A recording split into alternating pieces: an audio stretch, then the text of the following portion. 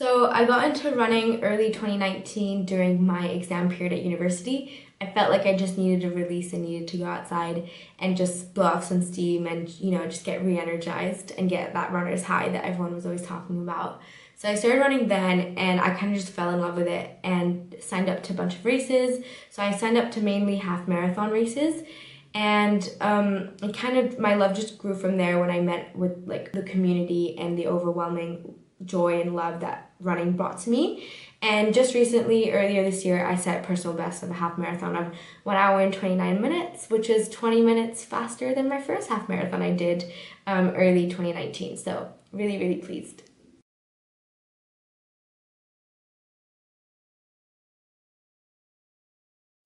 So I think for my race, I prep pretty generically. So during the week, the week prior to the race, I make sure that I'm well hydrated and I'm well fueled. So I might up my pasta intake a little bit.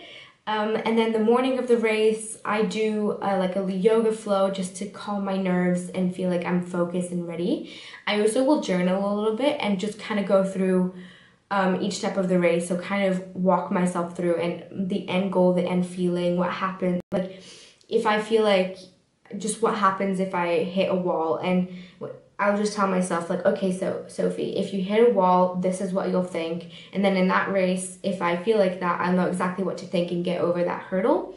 And then I also always have my basic overnight oats that I have that I know sit really, really well with me for a run.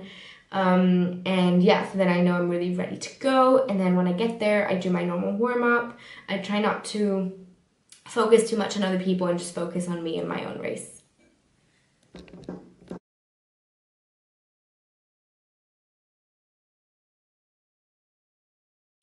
So I stay nutritionally healthy by just having a whole foods, like balanced diet. So basically what that means is I just have a little bit of everything. I'm not plant-based. Well, I'm mainly plant-based, I'm not vegan, but so I don't really have meat, but I'll have fish and all that for vitamin B12. And I don't really take any supplements except for vitamin D in the winter, but I feel like I can get my sources of vitamins and all of these, like I can get everything from basically whole foods. So I don't really have any processed foods. If I have NAG bars, I make them myself. I don't really have gels. I kind of tend to stay away from that high sugar, and that's kind of how I stay nutritionally healthy.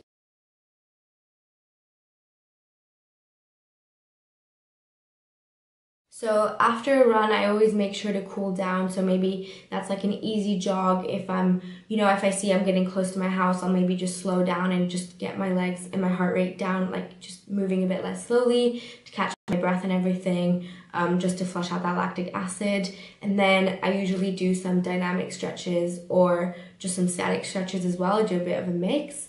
And then if I'm feeling quite, like if that was a really high, like heavy session, I also do some foam rolling. And I always do yoga. I always incorporate yoga throughout my week to make sure my body's nice and loose and I stay flexible.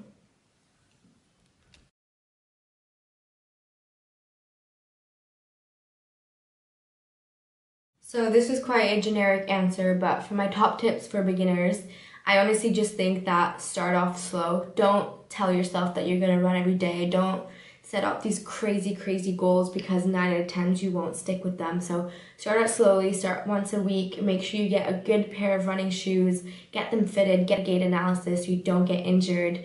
Do all of these things to just to give yourself time to fall in love with the sport, and don't get demoralized because running is hard. It takes a long time for your body to adapt, but I promise you that once your body's a bit more used to it, it's just a feeling like no other. Just stick with it, start off slowly, and just gradually build up to stay injury free.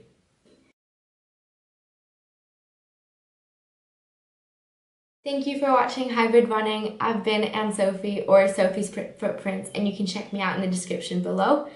And always remember to just enjoy the run.